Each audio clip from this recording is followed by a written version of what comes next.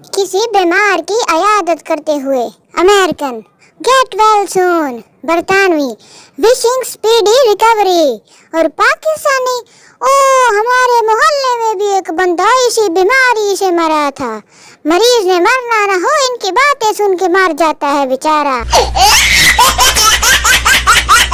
मैं पिछले 1 घंटे से कमरे में आवाजें लगा रहा था, बेगम पानी लाओ, बेगम पानी लाओ।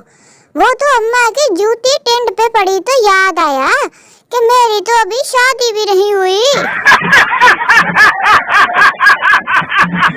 बतौर पाकिस्तानी हमारा फर्ज बनता है कि जहाँ लोगों का रश हो वहाँ अंदर घुस कर पूछें, ए थे की होया ए।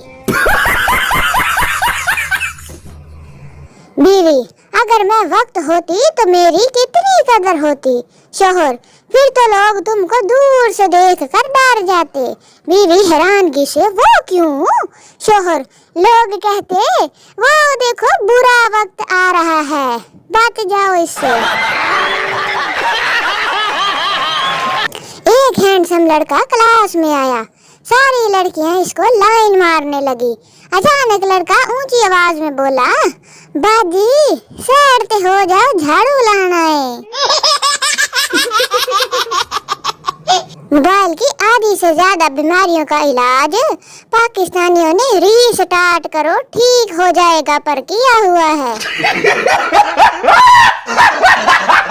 औरत कभी किसी का उधार नहीं रखती, मोहब्बत इज्जत और खुशी को दुगना करके वापस करती है। जहाँ तक इजी लोड की बात है तो मौरख इस बात पर खामोश हैं।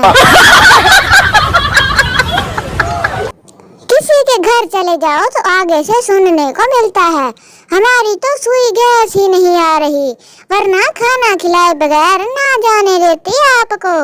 बंदा पूछे, होटल से मंगवा कर खिला दो कंजूसो।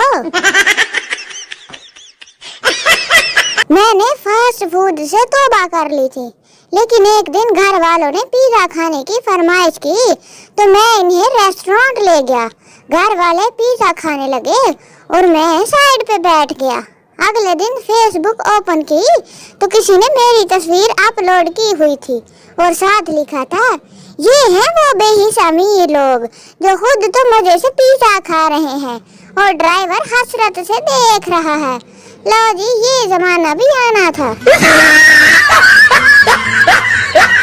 टीचर पप्पू से, तुम्हारा रिजल्ट बहुत खराब आया है, कल पापा को साथ लेकर आना वरना। पप्पू, वरना क्या? टीचर, वरना रिजल्ट फेसबुक पे अपलोड करके तुम्हारे पापा को टैग कर दूंगी। पप्पू, मैं अभी अम्मी को बताऊंगा, मेरी टीचर पापा की फ्रेंड लिस्ट में ऐड है, फिर वो आपको बताएगी आकर।